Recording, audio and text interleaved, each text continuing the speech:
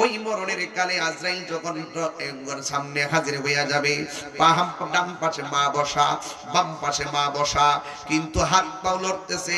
হঠাৎ করে দেখে বাপের হাত লড়ে না, হঠাৎ করে দেখে বাপের জিহ্বা লড়ে না, হঠাৎ করে দেখে বাপের পেট লড়ে না। একজনের একজনের জিগায় কিতালো কথা দি কয় না, কিতালো কথা দি কয় না, লড়ে না কেন?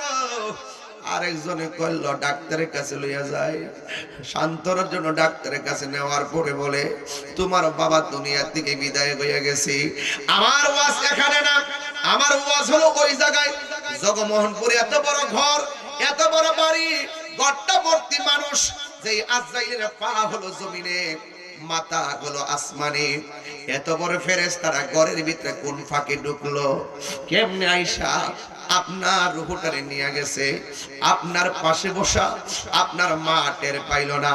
আরে আমার বাবারা যখন বাড়ির থেকে অ্যাম্বুলেন্স দিকে ঢাকা পাঠাইছি, ওই গাউসিয়া যাওয়ার আগে আমার আম্মা কই কিরে তোর আব্বা দিল রে না? তখন দেখলাম আমার আব্বা দুনিয়া থেকে বিদায় হয়ে গেছে, হসপিটালে নিয়ে গেছে, এরপরে মৃত বলে ঘোষণা করছে। আমি এখানে ওয়াজের বিষয় না, আমার ওয়াজের বিষয় হলো অ্যাম্বুলেন্সের ভিতরে একটু বাতাস ঢুকতে পারে না, একটু ধুলাবালি ঢুকতে পারে না। শীতের দিন সব গ্লাসগুলো লাগায় রাখছে। এই অ্যাম্বুলেন্সের ভিতরে এত বড় আজরাইলটা ঢুকলো কেমনে? আমি যে কইছি ওয়ামা তাদরি নাফসুম বি আইয়ি আরদিন তামুত, জগতের মানুষ তুমি তো জানো না কোন জায়গায় তোমার মরণ হবে। অ্যাম্বুলেন্সের একটু ফাঁক নাই, এই ফাঁকটা দিয়ে আজরাইল ঢুকছে কেমনে? বোঝা গেছে রে বাজান, বাঁচা আর কোনো উপায় নাই, পালাইবার কোনো জায়গা নাই। পালাইবা কই যাইয়া রে মানুষ, পালাইবা কই যাইয়া, পালাইবার কোন জায়গা নাই রে। আজরাইলের ধাবা থেকে কেউ বাঁচতে পারবে না। বন্ধু যদি কবরে জান্নাত ফায়ালা, আমরা যদি কষ্ট থাকে ওর আপত্তি নাই, কথা কোন ঠিক না বেটি? সারা জীবন কইছিলাম রংমহলে তাকবারে বন্ধু, পালঙ্কে শুইয়া কোন সন্ধানে মনসুরা টুকিবে আসিয়া। রংমহলে থাকবারে বন্ধু, জগমোহনপুর যখন অসুস্থ হয়, দেখ রুগীর পাশে মুমূর্ষ অবস্থা হয়ে গেলে গা বাবা,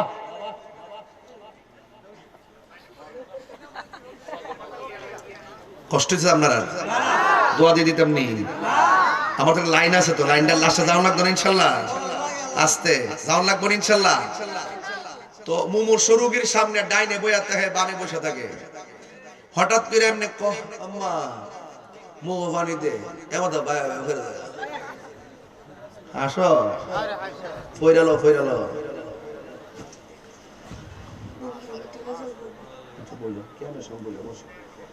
আমার নাতি প্রতি মাহফিলে আইনা আমার মালা দে। আল্লাহ তাআলা সুন্নাতের খেদমতে কবুল করুক, আমিন কোন। মালাটা খারাপ লাগতেছে? দিয়ে রাখতাম না, খুলে লইতাম? বাবা কি কি বাজান ও দিয়ে রাখতাম বলে কইলিছে, বেড়া কইলিছে ও দিয়ে রাখি বাজান। হ্যাঁ, আপনার শক্তির আনছো তো ভালোবাসার, দয়ালের মালা বড় জালা রে, মালা ফেলতাম না, মালা ফেলতাম না। মারহাবা জোরে কোন বাজান, ও বাজান কইও পানি দে, পানি দিতে পায়া ভাইয়া পরে। এখন কত বড় গলার ছিদ্রটা ওদের মুড়া, হ্যাঁ আসতেছে, ফইরা বস না, ফইরালো বুঝবে, ফইরা বস না বুঝবে, কম আসে বছর বেড়া আল্লাহ কেন ফইরালো বুঝবা। কোন ভাল লাগে না তো তাহিরির কথা বললে বুঝবা, চাই তো ফইরা দাও। মাশাআল্লাহ, মারহাবা কোন। পরে জায়গা পরে জমিন, আমি তো সেই ঘরের মালিক নয়। আসতেছ কইরা দেখো গো সোনার সান, কয় মাসে রাসূল বলেন 7 সমুদ্র 13 নদীর পানি মুখের মধ্যে ডাইলা দিল, মরণের আগে যে কামড়টা মারে, এই কামড়ের যন্ত্রণায় গলার তৃষ্ণা মিষ্ট না, গলার মধ্যে চামচ দিয়ে পানি দে, উদ্দুর মুড়া দুধটা পানি ডুবে না, পানি আমাদের বাইরের জায়গা অন্য নবীর জায়গায় নবী গো পানি দিয়ে ভিতরে ঢুকে না কর ডুববো কেমনে পানি ডুহাই পার লাগবে আল্লাহ একটা ফেরেশতা রাখছিল আজকে গলার ফেরেশতা বিদায় নিছে মানে রিজিক বন্ধ হয়ে গেছে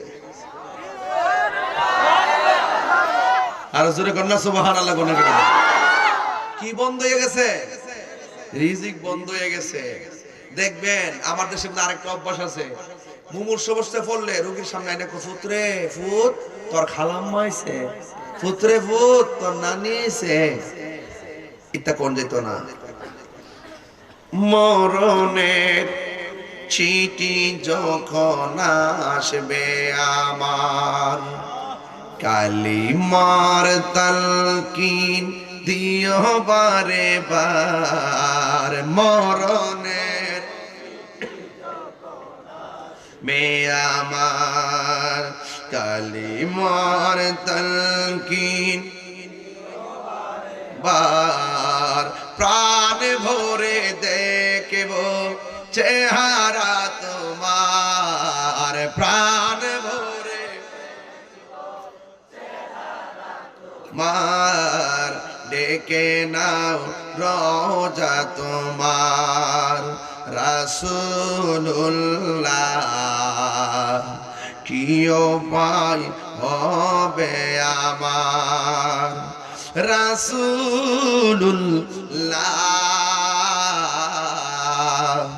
কি উপায় হবে আমার একটা জবান বন্ধ রাখবেন না কবর ভিতরে নবী না ছবি আর জোরে কোন নবী না ছবি নবী আমার কবর ভিতরে সশরীরে উপস্থিত থাকবেন ও যুবকের দল আমার নবী আপনার নবী বলেন মরণের আগে হাতের ফেরেশতা বিদায় হয়ে যাবে এই হাতের মধ্যে কলম ধরতে পারবে না পায়ের ফেরেশতা চলে যাবে ওই দিন পা দিয়ে হেঁটে আর মসজিদে যাইতে পারবে না জবানের ফেরেশতা চলে যাবে গো জবান দিয়ে আপনি আল্লাহর জিকির করতে পারবেন না চোখের ফেরেশতা চলে যাবে আপনি চোখ খুললে আর তাকাইতে পারবেন না এই জন্য পা থাকতে পায়ের কদর করেন হাত থাকতে হাতের কদর করেন চোখ থাকতে চোখের হক আদায় করেন পা থাকতে পায়ের হক আদায় করেন যুবকের দল আমার নবী আপনার নবী বলেন ওই মরণের কালে আজরাইল যখন সামনে হাজির হইয়া যাবে ডান পাশে মা বসা বাম পাশে মা বসা কিন্তু হাত পা লড়তেছে হঠাৎ করে দেখে বাপের হাত লড়ে না হঠাৎ করে দেখে বাপের জিহ্বা লড়ে না হঠাৎ করে দেখে বাপের পেট লড়ে না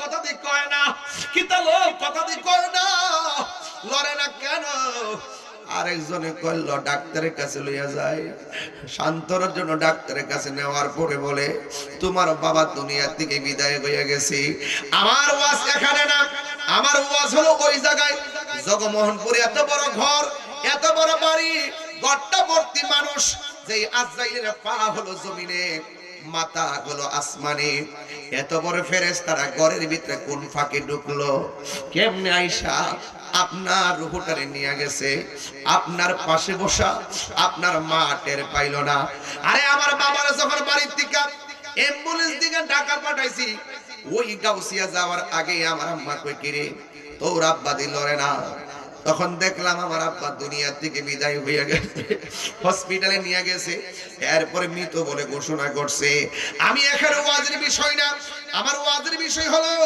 অ্যাম্বুলেন্সের ভিতরে একটু বাতাস ঢুকতে পারে না একটু ধুলাবালি ঢুকতে পারে না শীতের দিন সব গ্লাসগুলো লাগায় রাখছে এই অ্যাম্বুলেন্সের ভিতরে এত বড় আজরাইলটা ঢুকলো কেমনে আমি যে কইছি ওয়ামা তাদরি নাফসুম বি আইয়ি আরদিন তামুত জগতের মানুষ তুমি তো জানো না কোন জায়গায় তোমার মরণ হবে অ্যাম্বুলেন্সের একটু ফাঁক নাই এই ফাঁকটা দিয়ে আজরাইল ঢুকছে কেমনে বোঝা গেছে রে বাজান বাঁচা আর কোনো উপায় নাই পালাইবার কোনো জায়গা নাই পালাইবা কই যাইয়া রে মানুষ পালাইবা কই যাইয়া পালাইবার কোনো জায়গা নাই রে আজরাইলের ধাবা থেকে কেউ বাঁচতে পারবে না আমার নবী আপনার নবী বলেন আজরাইল যখন ঘরের দরজায় দাঁড়াবে আল্লাহু আকবার কোন না কেন ঘরের দরজায় যখন দাঁড়ায় যাইব তখন আজরাইলকে যখন দেখব তখন তখন মানুষের রক্তগুলো সেকেন্ডে পানি হয়ে যাবে, হাড্ডিগুলো খুলে যাবে, আর রক্তগুলো ঠাস ঠাস করে ছিঁড়ে যাবে। আর অনেক মানুষ পায়খানা করে বাসায় দিব, অনেক মানুষ প্রস্রাব করে বাসায় দিব, অনেক মানুষ জিহ্বার মধ্যে কামড় মারবো, অনেক মানুষ চোখ দুইটা উল্টাইয়া দিব। আমার নবী, আপনার নবী রাহমাতুল লিল আলামিন বলেন, মরণের সময় যে মানুষটা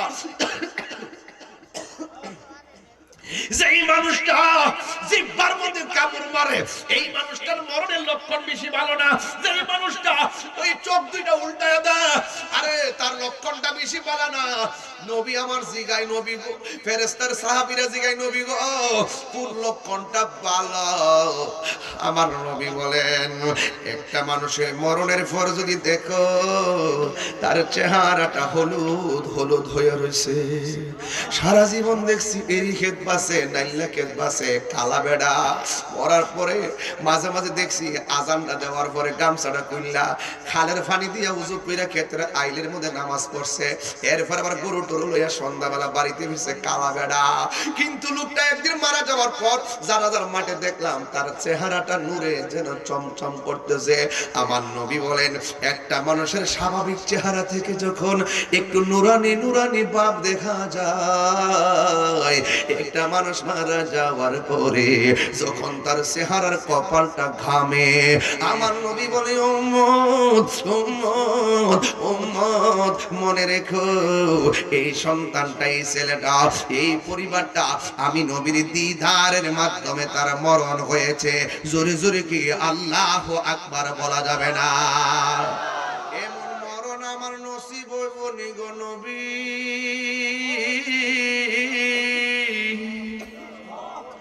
এমন মরণ জগমোহনপুরে একটা 50 বাজ্যা গেছে, আমার জগমোহনপুরের পোলা পানদের নসিব হইবনি, আমার মুরব্বী বাবাদের নসিব হইবনি, পর্দার আড়ালের মা বোনদের নসিব হইবনি।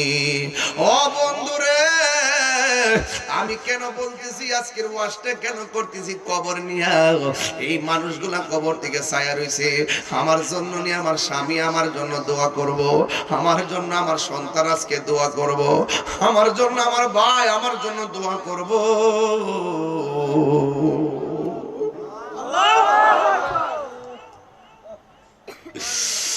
হায় রে জগমোহনপুরের বাবা,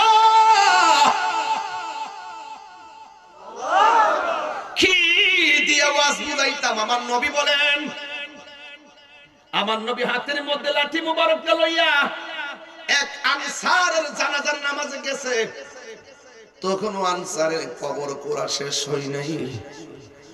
নবী আমার লাঠি মুবারকটা মাটির মধ্যে গায়রা দিয়া সাহাবায়ে কেরামরে বলতেছে, এ সাহাবীরা, কবর আযাব থেকে তোমরা পানা চাও? কবর বড় সাংঘাতিক জায়গা, এই কবরটা আখিরাতের প্রথম মঞ্জিল। আল্লাহু আকবার করে। আমার নবী বলেন, একটা মানুষ যখন ইমানদার হবে, ইমানদার হওয়ার পরে ঘরের দরজার মধ্যে আজরাইল আসবে, আয়েশা ইমানদার সালাম দিব, সালাম দিয়া মাথার পাশে যায় বসবে, বৈশা মাথার চুলের মধ্যে আজরাইলে আঙ্গুল দিয়ে আশ্রয় দিব। ইমানদারের চোখের মধ্যে একটু ঘুম ঘুম বসে, আর ওই দিক দিয়ে আল্লাহ জান্নাতের একটা ফেরেশতারে ডাক দিয়ে বলে, ও ফেরেশতা, আমার বান্দার কাছে আজরাইল গেছে, তুমি জান্নাত থেকে একটা সাদা কাপড় লইয়া, হাতের মধ্যে একটা আতরের বোতল লইয়া যাও, যাও ওই বান্দার চোখটা যে বরাবর যাই, চোখের জ্যোতি, চোখটা যদি ঘরের দরজায় যায়, জোরদার মধ্যে দাঁড়ায় থাকবা, চোখের জ্যোতি যদি আসমানে থাকে, আসমানে দাঁড়ায় থাকবা। আজরাইলের রূহটা নিতে দেরি হবে, তুমি জান্নাতের কাপড় দিয়া রূহটারে তোমার হাতের মধ্যে আনতে দেরি করবা না। যদি কি সুবহানাল্লাহ বলা যাবে না? এবার সুগন্ধি লইয়া আর একটা কাফন লইয়া বাড়ির আঙ্গিনায় দাঁড়ায়া রইছে। আল্লাহ রাব্বুল আলামিন মরণের সময় আনুষ্ঠানিকতা শুরু করছে, কিন্তু দুনিয়ার মানুষের দুনিয়ার আনুষ্ঠানিকতা বন্ধ হয় না। আল্লাহর আনুষ্ঠানিকতা শুরু হয়ে গেছে, আজরাইল পাঠাইছে। আজরাইল মাথার মধ্যে বৈশা বলতেছে, হে আল্লাহর বান্দা, আল্লাহ আমারে পাঠাইছে তোমার রূহটা নেওয়ার জন্য।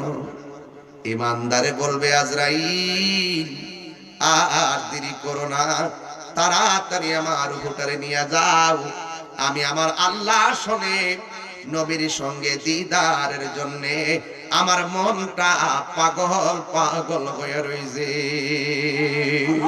ওরে কি দিয়ানি বাইরে জ্বালা, ওরে কি দিয়ানি বাইরে জ্বালা, ও মোর জালা রে জালা কি দিয়া আনি ভাই, দয়ালের প্রেম জালা অঙ্গ জালা কি দিয়া এনি ভাই, তাড়াতাড়ি আমার রূহটা লইয়া যাও, আমার আল্লাহর সঙ্গে দিদারের জন্য আমার মনটা পাগল পাগল হইয়া রয়েছে।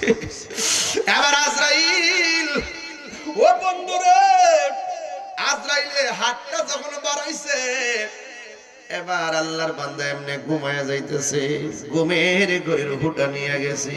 মায়া নিধন হারাইলাম ঘুমের ঘরে স্বপনে, আর কি দেখা হবে রে জগমোহনপুর বাসী জীবনে, রংমহলে তাকবারে বন্ধ পালঙ্কে শুইয়া, কোন সন্ধানে মনসুরা ঢুকিবে আসিয়া, দুয়ারে প্রহরী থইয়া প্রবেশ করলো কে মনে, আর কি দেখা হবে রে জগমোহনপুর বাসী জীবনে। এবার আজরাইলে ওপেন হার্ট সার্জারি নয়, আজরাইলে রূহ সার্জারি করছে। যেই মাত্র রূহটারে বের করছে, আসমানের আরেকটা ফেরেশতা ঠাস কইরা এই রূহটারে এই জায়গার মধ্যে লইয়া এমন ভাবে বাইন্ডিং কইরা প্রথম আকাশের মধ্যে একটা উড়াল মারছে। যেই মাত্র প্রথম আকাশে গেছে, ওই মুহূর্তে আসমানের ফেরেশতা ডাক দিয়ে কয়, রে ফেরেশতা, যাওয়ার সময় তো এমন গ্রাণ পাই নাই, এখন কেমন করে এমন গ্রাণ পাইতেছি। ডাক দিয়া বলে, ও আসমানের ফেরেশতা, এটা কি জানোনি? আমার কাফনের ভিতরে, আমার কাফনের ভিতরে এমক গ্রামের এমক মুমিনের রূহ, সাথে সাথে আসমানের ফেরেশতা রূহটারে সালাম দেয়। আর এই দিকে মানিক মিয়া মারা গেছে, লাশ পড়ে রয়েছে জগমোহনপুর, আর মানিক মিয়ার রূহ চলে গেছে আসমানের উপরে, কথার কথা বলতেছি। আর এই দিক দিয়ে মানিক মিয়ার কাফনের কাপড় আনার জন্য বৈরবে চলে গেছে, আতর আনার জন্য বৈরবে চলে গেছে, গোলাপ জল আনার জন্য বৈরবে চলে গেছে, চন্দন আনার জন্য চলে গেছে, আবার আনুষঙ্গিক যা লাগে তা কুসকুসামান আনার জন্য চলে গেছে। সব মিলা প্যাকেজ হলো, বিদায়ের ড্রেস হলো। ঈদের দিন ড্রেস 10,000 না হলে হয় না, রোজার ঈদে 5,000 না হলে হয় না, কোরবানির ঈদের গরু যদি 2 লাখ টাকা না হলে চলে না। অথচ আমার আপনার শেষ বিদায়ের সরঞ্জামাদি হলো মাত্র 12 থেকে 1400 টাকা। কথা বলেন ঠিক কিনা? দুনিয়ার কাপড়ের মধ্যে কত পকেট টাকা রাখার জন্য আমারে আপনারা যে 3টা কাপড় লাগাইব, ওই কাপড়ে কোনো সেলাই আসেনি রে বাবা, ওই কাপড়ের মধ্যে কোনো পকেট আসেনি রে বাবা, কিছু নাই। আইসো একা যাইবা একা, আইসো মুঠ কইরা যাইবা মুঠ কইলা। জেরে কোন ঠিক কিনা? বাচ্চা যখন ও দেখবেন মুঠ করে করে এক্সিলি দেয় এমনি, আর যখন মইরা যা আল্লাহু আকবার কোন লাগে লাগে, আর জোরে কোন মৃত্যু দিছে কেডা? পাড়াইছে কেডা? আমরা বসে রইছি কার জন্য? বাড়ির জান কিনলে গিয়া ওডেন এক রে কি গেছে আইছে জান কিনলে গিয়া মরে গেলে গিয়া বোঝা যাইব এই পৃথিবীর বন্ধু কো। আমার বন্ধু বান্ধব আছে, বন্ধু বান্ধব আছে, একটা স্ট্যাটাস দিয়ে দিক কো, ফ্রেন্ড হইলে 5,000, কমেন্টস করে 12 জন,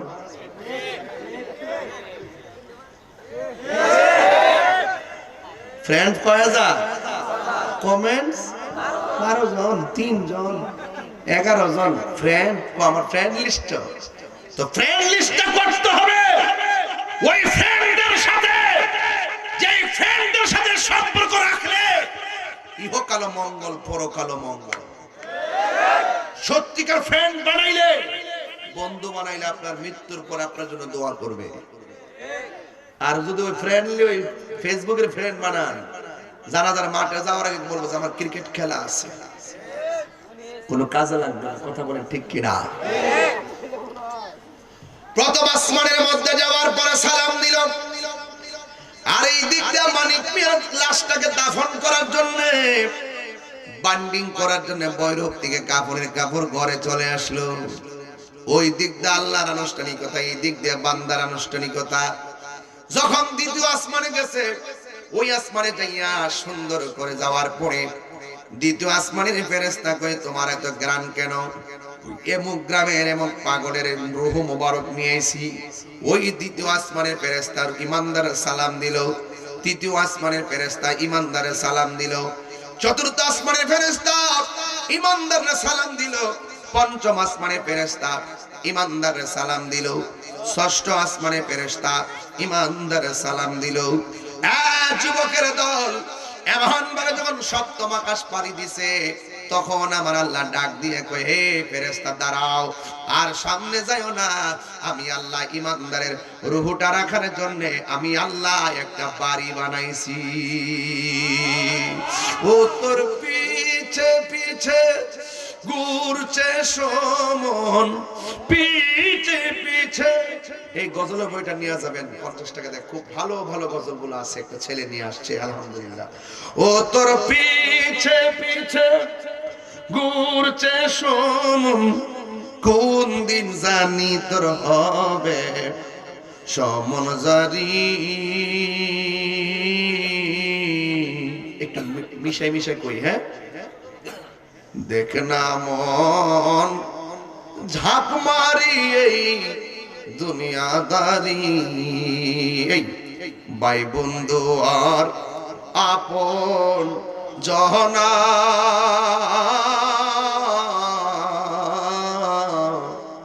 সঙ্গে তোমার কেউ যাবে না।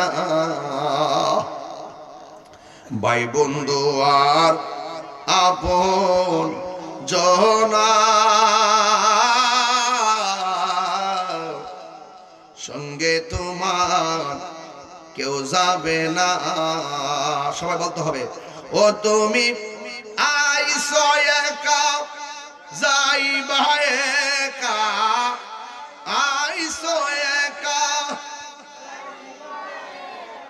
সঙ্গে তোমার কেউ যাবে না। দেখ না মন ঝাঁক মারিয়ে দুনিয়াদারি। এবার সপ্তম আকাশে আল্লাহ একটা বাড়ি বানাই দিয়েছি। ওই বাড়ির নাম হলো ইল্লিন। বাড়ির নামটা কি? কই থাকবেন, ঠিকানা জানা দরকার আছে না? বাড়ির নামটা কি? আর এই দিক দিয়ে লাশটার বাইন্ডিং করে আজকে দেখছি ইকবাল মিয়ার লাশের চোখের মধ্যে সুন্দর করে সুরমা লাগাইয়া দিছে। লাশের কাপড়টা খুললে আঙ্গুল দিয়ে আমি একটা লেখা লেখায় দীক্ষা দিছি কপালের উপরে। মারহাবা জোরে গন। এ বন্ধু, বড় কষ্ট লাগে আমার। কাফনের কাপড়টা কেমনে কাটা লাগে? 90% মুসলমান সন্তান জানে না গোসল কেমনে করার লাগে। 90% সমাজের মানুষ জানে না। এই বাড়ি থেকে লোক ভাড়া করে আনে, ওই বাড়ি থেকে লোক ভাড়া করে আনে। এর চাইতে দুঃখজনক আর কিছুই হতে পারে না। কথা বলেন ঠিক কিনা? এই দিক দিয়ে মানিক মিয়ারে সুন্দর করে গোসল করাইতে যাইয়া, গোসল টুসল করাইয়া খাটের মধ্যে শুয়াইয়া আসল বাড়ির মধ্যে যখন নিয়ে যাইতেছে, বাড়ির পাশে গোরস্থান কবরের মধ্যে নামায়া দিছে, মাটি দিয়া চইলাইছে। ওই কবরে যখন মানুষ চলে গেছে, সবাই বলে কবরে ফেরেশতা আইব 2টা, আর আমি বলি কবরে ফেরেশতা ঢুকবো 3টা। একটা ফেরেশতা ইল্লিন থেকে রূহ আইনা কবরের ভিতরে বডির ভিতরে ঢুকাইয়া দিব। যেই মাত্র ঢুকাইয়া দিব, ইমানদার ডানে চাইব, বামে চাইয়া দেখবো আমি কোথায় আসলাম। ওই মুহূর্তে ফেরেশতা রূহ দিয়া চলে যাবে। আর এরপরে 2টা ফেরেশতা আসবে মুনকার নাকির, আয়েশা কবরের ভিতরে বইসা মুর্দাররা সালাম দিব। আর ইমানদাররা সুন্দর করে তুল্লা বসাইব। বসায়া প্রথম প্রশ্ন করবে মার রব্বুকা, তোমার রব কে? ইমানদার বলবে আমার রব হলো আল্লাহ। এরপরে বলবে ওয়া মা দীনুকা, তোমার ধর্ম কি? সে বলে আমার ধর্ম হলো ইসলাম। এরপরে বলবে ওয়া মা কুনতা তাকুলু ফি হক্কি হাযার রাজুল, এই মানুষ, এই লোকটা কে তোমার কবরে হাজির? তখন সে বলবে তিনি কেউ নয়, তিনি হলো আমার নবী রাহমাতুল লিল আলামিন। আমার নবী কবরে থাকার ক্ষমতা আছে না না? আচ্ছা, নবীর কি কবরে ছবি না নবী? এই ছেলেরা বলো, কবরে কি নবীর ছবি দেখাবো না নাকি নবী সরাসরি থাকবো? সরাসরি নাকি ছবি দেখাইব, নাকি কবর থেকে গাঁথা করে দিব? মদিনা পর্যন্ত দেখবো নাকি? খবরদার, ইমান তাজা করেন। কবরে নবীজি সশরীরে থাকবেন। জগমোহনপুর থেকে মদিনা বহু দূরে, কিন্তু মদিনাওয়ালার জন্য জগমোহনপুর দূরে নয়। ইন্নাল্লাহা যাওয়ালিয়াল আরদ ফারাআইতু মাশারিকাহা ওয়া মাগারিবাহা। রাসূল বলেন সারা পৃথিবীটাকে আমার কাছে আল্লাহ এত ছোট করে দিয়েছেন, আমি হাতের তালুর মধ্যেই সব দেখতে পারি। আর বড় করে বলেন না সুবহানাল্লাহ। তাহলে আমার নবী কবরে থাকবে কি থাকবে না? স্বপ্নে না বাস্তব? এই ক্ষমতা নবীরে দান করছে কে? এই আকীদার কথাগুলো বুঝতে গেলে আপনাকে দরকার মাদ্রাসা। এই ছোট ছোট জিনিসগুলো ইমানি ব্যাপার, এগুলো বুঝতে গেলেই মাদ্রাসার দরকার। আসেনি? আসেনি? খবরদার, 5 মিনিট কথা কইলাম। একটা কথা রইল, এই মাদ্রাসাটা হওয়া কি আপনাদের এলাকায় নিয়ামত না কিয়ামত? নিয়ামত। আমার একটা রেডি হইতে হইতে একটা কথা বলি, যদি কেউ উঠেন আমার না দেন কিন্তু উঠবেন না। এই এতক্ষণ যে আলোচনা করছি, বলতে পারবেন দেহতত্ত্বের বাইরে কথা বলছি? কথা কন না কেন? দেহতত্ত্বের বাইরে কথা বলছি? কোথায় ছিলাম? রুহানি জগতে। কোথায় আসছি? দুনিয়ার ভিতরে। কোথায় যাব? আখিরাতে। যে জীবনের পরে আর কোনো জীবন, যে জীবনের পরে আর কোনো মরণ নাই। মৃত্যুর পরে জীবনটাকেই আখিরাত বলে। ওই আখিরাতে যাওয়ার পরে পাপ পুণ্যের হিসাব হবে। এই পাপ পুণ্যের হিসাবের একটু কষাকষি করুন 5 মিনিট। রাজি আছেননি? হাসরের মাঠে কিন্তু ন্যাংটা অবস্থা উঠবেন, এটা মাথায় রেখেন। এই হাসরের মাঠে আল্লাহ পাক 7 প্রকারের মানুষকে আরশে আজিমের নিচে ছায়া দান করবে। জোরে বলেন কয় প্রকার? এর মধ্যে এক প্রকার হলো যারা আল্লাহর রাস্তায় দান করে। যারা আল্লাহর রাস্তায় কি করে? দান করে। দানশীল ব্যক্তি as-সাখী ও হাবিবুল্লাহ। দানশীল ব্যক্তি হলো, এই ছেলে বসো, টাকা দিলে দিবেন, না দিলে নাই, কিন্তু কেউ উঠতে পারবেন না।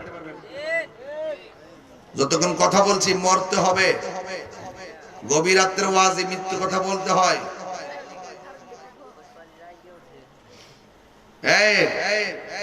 একটা লোক হাত তুলবেন, হুজুর ওয়াজের মাঝখান দিয়ে বলি, নাইলে পরে সুবিধা দিত না।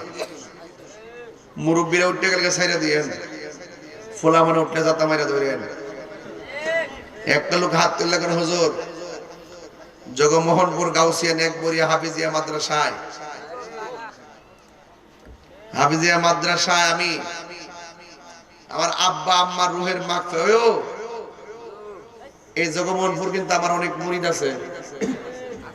শিমুলকান্দি আসেনি? মধ্যসর আছে, শ্রীনগর, সব জায়গাতে কিন্তু আছে, কম আর বেশ। আমি আমার মুরিদদের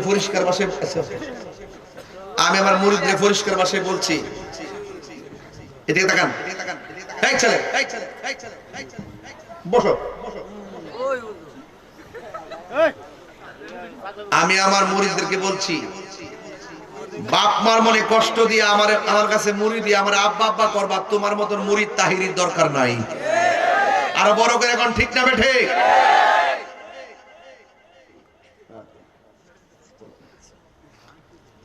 এই যুবক, যে হিসাব কইব বাপ মা লাগতো না, আমি তোর সব গরু লইয়া বাকিটা আমি বুঝুম নে। এটা হিসাব না, এটা সকাল বেলার পেশাব। কথা বলা কেন ঠিক কিনা বলেন? আপনার সন্তান যদি আদর্শবান বানাইতে চান, আপনার সন্তান যদি ওলির প্রেমিক বানাইতে চান, আপনার সন্তান যদি নবীর আশিক বানাইতে চান, নেকবুরিয়া হাফেজিয়া মাদ্রাসায় ভর্তি করাই দেন। মাদ্রাসার বিকল্প নাই। আমরা 2 কলম পড়ছি দি কিন্তু মার জন্য পাগল, বাপের জন্য পাগল। আমি না জানি বাপ ভাড়া ব্যথা কত।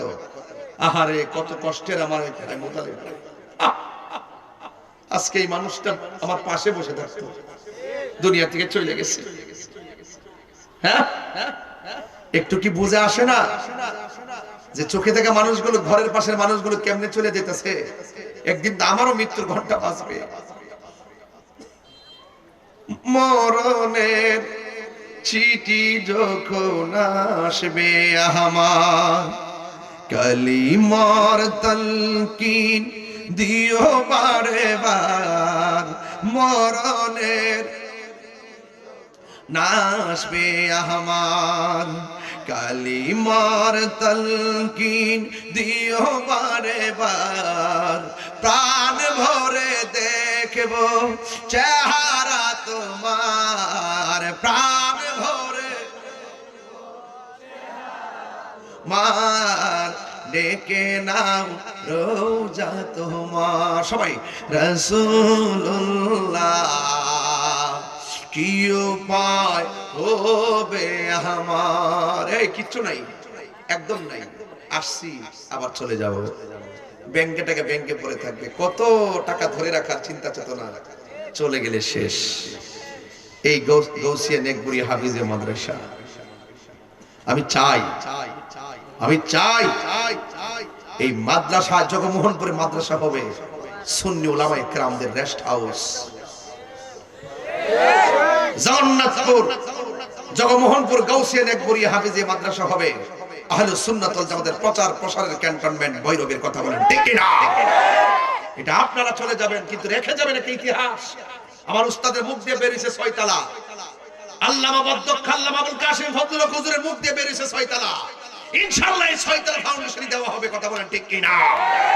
এবং একদিন এমন আসবে হয়তো আমি থাকবো না, এই মাদ্রাসা 6 তালাই হবে ইনশাআল্লাহ। বলেন, দেখবেন ছাত্র জায়গা হবে না। আলহামদুলিল্লাহ বলেন ভাইয়ারা আমার, দেখবেন 5 তালা 6 তালা মাদ্রাসা হয়ে যাবে। সেই দিন হয়তো আমি থাকবো না, কিন্তু জগমোহনপুরের মানুষ নবী বান্ধব মানুষ। যদি নবী বান্ধব না হইতো, রাতে 2টা সোয়া 2টা বাজতেছে, আপনার যেভাবে চাতক পাখির মতো বসে আছেন, মনে হচ্ছে উপর থেকে রহমত পড়তেছে আর আপনারা গিলতেছেন। মারহাবা কোন? পরিষ্কার আমাকে 5 মিনিট সময় দিবেন, এরপর ইনশাআল্লাহ জিকির আজকার করে আখিরি মোনাজাত করে তাবারক দিয়ে ইনশাআল্লাহ সবাই একসাথে যাব। এই ছেলে বসো, মুরব্বিকে ছেড়ে দিবা, যুবক সকলকে ধরে রাখবা, এরাই হলো সমাজের ভবিষ্যৎ। কথা বলেন ঠিক কিনা? সবার আগে আমার কোরআন শিক্ষা, এরপরে দুনিয়ার জাগতিক শিক্ষা। কথা বলেন ঠিক কিনা? এটা কোরআনের মাদ্রাসা। কিসের মাদ্রাসা? মাদ্রাসা। একটা মানুষ হাত তুলবেন, হুজুর আমার আব্বা আম্মা দুনিয়াতে নাই, আমি আব্বা আম্মার জন্য আমি 10 লাখ টাকা খেলবো, আমি একজন থেকে 3 লাখ চাইতাম না, চাই সময় নষ্ট করতাম না। আমি জানি 3 লাখ চাইলে গড়ের লোকে বুঝন লাগে, 1 লাখ দিতে গেলেও গড়ের লোকে বুঝন লাগে। এমন ভাবে সামো যেটা বুঝন লাগতো না, ইনশাআল্লাহ ব্যবস্থা হয়ে যাইব। একটা লোক হাত তুলে বলেন, হুজুর আমার আব্বা আম্মা দুনিয়াতে নাই, আমার আব্বা আম্মা রুহের মাগফিরাতের জন্য এই মাদ্রাসার জন্য আমি 20,000 টাকা দিব। এমন একটা পাগল আসেননি যে প্রথম টাকাটা আমি আপনার কাছ থেকে চাই। দিব দেখছেন আগের মানুষ। একটু আমার একটু সময় দেন, আমি আস্তে আস্তে করি। আমি জানি আপনার টেহা দেওয়ার জন্য প্রস্তুত। মিলাদুন নবী সেই কারণে আজি তোমারই পাক নাম হৃদয় মাঝে একে রেখেছি। সুবহানাল্লাহ কই না রে বাজান? 12,000 পাইছি। একজন মারহাবা কোন? মহিলার কাছে পরে পাঠাবো।